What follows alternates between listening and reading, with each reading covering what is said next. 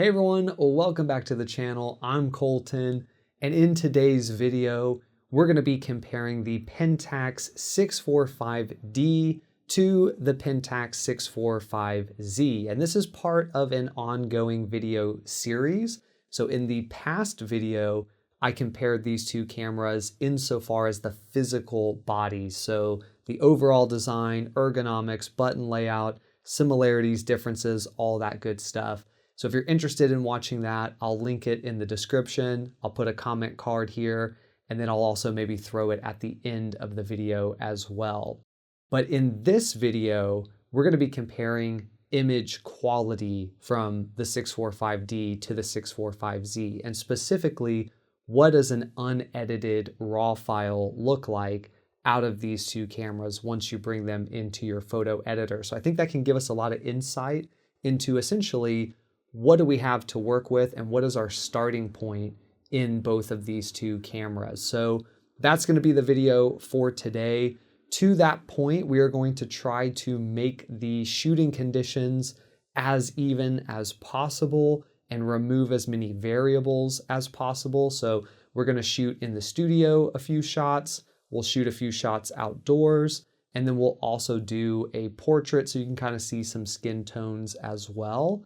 And when we do these shoots, especially the indoor studio shoots, we're going to set up specific lighting. We're going to dial in settings into the camera as far as the white balance, the exposure settings. We're going to use the exact same RAW file type, all of those, same lens. So we should have a pretty controlled environment where we can truly see what is the difference in terms of the sensor, any filters in front of the sensor, the processing, the software side, the color, science, things like that. What are the differences between these two? So I think we'll have a fairly controlled situation for these photos. So without further ado, let's get some photos taken.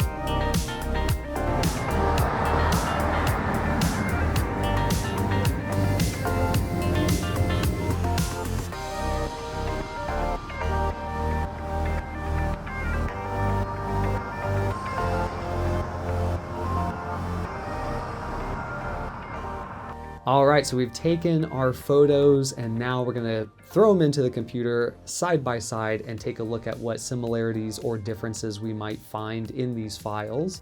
I want to mention we are going to use Lightroom for this comparison, and I have gotten some flack for that in the past from people who will say, hey, you know, Lightroom's just guessing on what these files should look like. You really should use the manufacturer's tool.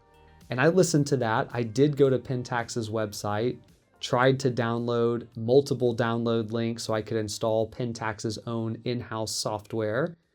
But it turns out the links provided on their website are only to update the software, but you have to already have it installed. And it sounds like Pentax didn't develop the software themselves. They're basically using a third party's tool and they're just rebranding it for Pentax. And so because of that, they're paying per license for this tool. And so they're including like a CD or a USB when you buy the camera. So you can't just go on their website and download the software. You have to install it from the CD, and then you can go update it from their website. And I guess that protects them from having to pay too much license fees for people who haven't bought a Pentax camera brand new or something like that. Now, I did also see some hacks where you can trick the update installer into actually just installing a fresh copy, but I didn't want to go down that rabbit hole. So I tried my best. We're just going to use Lightroom. Hopefully that works for you guys. We're using the exact same brand of cameras and the exact same file types. So I think the Lightroom comparison, at least in this situation, should work fine. So without further ado, let's jump over to the computer. All right, folks, we're looking at our images direct out of the camera, no edits applied. And on the left-hand side, we've got the 645D. On the right-hand side, 645Z, exact same file type.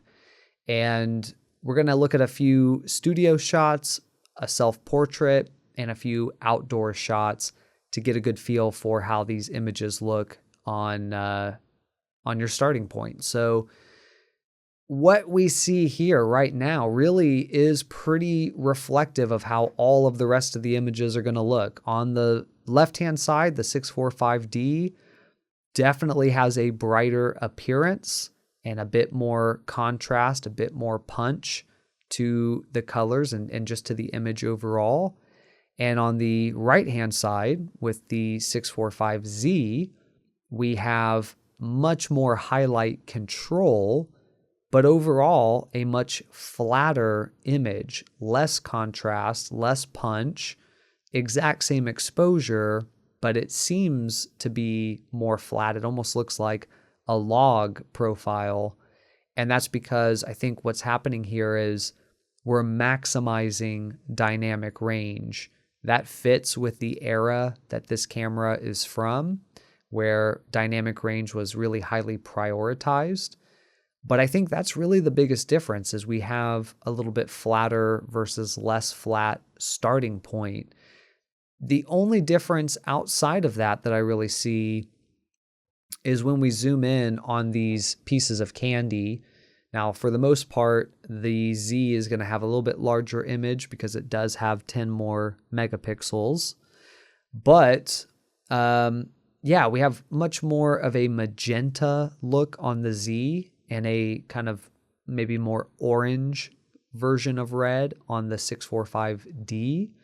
Some of that is because routinely the 645D seems to skew a little bit warmer overall. Even when you set the color temperature and the lights and everything exactly the same, it still seems to have a bit more warmth. The Pentax 645Z tends to be a little closer to accurate, but maybe also a little bit towards the cooler temperature. So that's part of that color difference. But I think there is also something specific to these reds between these two cameras, because you don't really see that quite as much on the other colors. They're not going to be perfectly the same because, again, one does have more highlight control than the other, and that's going to affect the perceived color and kind of the punchiness of that color. But otherwise, they're very similar in terms of the color. They don't look like fundamentally different colors like that red does. once again, we're seeing the same thing. 645D on the left-hand side is kind of looking almost more like a finished photo. It's much more saturated, much more bright. The exposure is actually the same, but it's just that the 645Z on the right-hand side has a significantly flatter profile. Now, I did do a few very quick edits to the 645Z file, because again, biggest color difference is in these reds. The rest of the colors are fairly close, but with that very quick set of edits I did, they become a lot closer. So they're still not quite perfect, but they're knocking on the door of being the same color again. So that was with just some very quick edits. Point being, you can get these colors to look identical when you take that 645Z file and you edit it so that it is no longer that flat starting point. Once you add in the brightness again and you adjust the colors a little bit, you end up with the same looking image. Now that said, the 645Z does still retain more dynamic range. You can see that most evidently when you look at some of these darker areas on the 645Z. You almost still see all the little details in there, whereas on the 645D, they do appear darker and you're getting less of a resolution in some of those darker areas. So just goes to show there is a little bit of a difference in that dynamic range. Not dramatically so, but enough to notice. All right, now we're looking at the self-portrait. I tried to get these as close as possible. Definitely easier on the 645Z because you can actually monitor or do live view and see yourself. On the 645D, you just have to do your best guess. You don't have any way to see what the image looks like before you take it when you're doing a self-portrait. So in a way, I got to hand it to the 645Z there, but same thing we've seen before. 645Z, much flatter starting point with a bit more dynamic range. 645D, much less flat, more contrast, more color in its starting point. So I think that's going to kind of boil down to personal preference, how much editing you want to do, how flat you want your images to start out at. I could definitely see an advantage either way as far as that's concerned. Now, I didn't spend as much time tweaking the 645Z file this time around, but I did mess around with it a bit, and now you can see they look a lot closer in terms of saturation, contrast, brightness, everything like that. They look much closer. I think a little bit more work would need to be done with the reds between the two because I still see a little difference there, but they look significantly better with that bit of editing applied. So again, that's how it will start out, much more flat, and that's after a few adjustments there to make it more like the 645D. All right, now we have our outdoor shot, and this shot specifically was geared towards kind of taking a look at the dynamic range between these two cameras in terms of image. We've already kind of explored the colors a bit, but the dynamic range I think is really what's stealing the show here, and also how the cameras have been set up to handle the file based on that. So when we look at this shot, landscape photographers, don't judge me too harshly here because I'm not a landscape photographer. But one thing that stands out immediately to me, and may be a little harder to see on this video, but in the darker areas of this shot, there is a slightly, maybe less dark appearance to the 645Z, and the blacks are a bit darker on the 645D. It's not super noticeable, but it is there.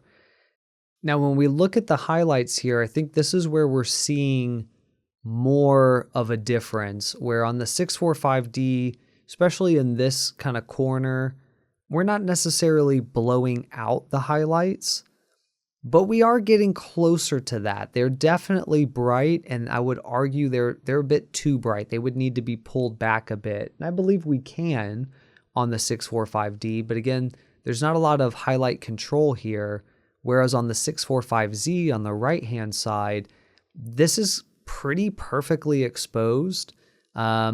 We have pretty good highlight control here, where this is not at all being blown out. So we have a lot more flexibility in terms of what we could do on this side. So if we weren't careful, we would be more at risk of blowing out highlights on the 645D, but that is obviously an advantage here of the 645Z, more dynamic range, more highlight control, and a flatter profile to help promote those things. Especially so when you consider that on the 645D, our shadows are darker and our highlights are brighter. And on the 645Z, our shadows are not quite as dark and our highlights are much better controlled. So definitely an advantage if you're working in extremely different dynamic range situations. But again, 645D is no lazy camera. It is still producing a really rich raw file, so we can definitely adjust that dynamic range, but ultimately dynamic range is going to go to the 645Z for sure. Again, as far as the profile, definitely more flat. Sky looks almost gray compared to the 645D, where you see that more rich blue. But as we've seen before, a few edits to the 645Z's file is going to make it look virtually identical to the 645D's file, but while still retaining more dynamic range.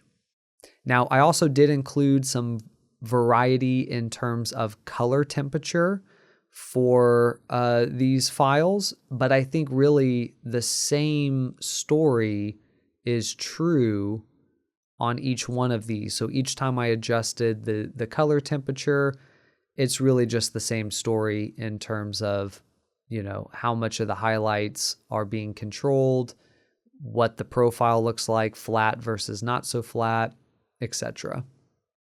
And then we've also got the state capital here.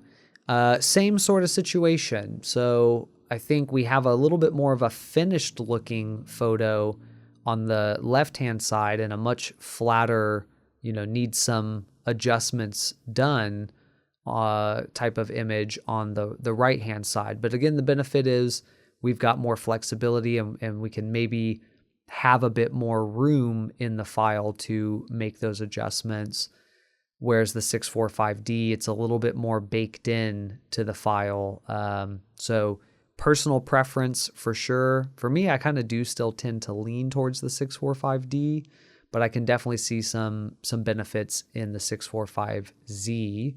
And same sort of situation, testing out these shots at different color temperatures to see how they may sort of vary.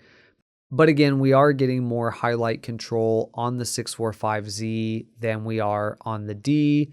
Maybe even a little bit more color control, although I would say that the 645D to me is a bit more of a pleasing image. But, of course, that's going to be personal preference. All right, and then this is our final shot here. This was another studio shot on a totally different day, just to give me an opportunity to make sure that my studio shots were pretty reflective. And again, it's the same story. More punchy, more saturated look on the 645D starting out, and a more flat profile on the 645Z. One thing I would add in here, though, is that the colors do seem a bit closer. Now, 645D, they're still going to be more punchy, but fundamentally, they don't necessarily look like they're different colors. So once you add in the contrast and make this no longer a flat look on the Z, it's going to look a lot more like the D.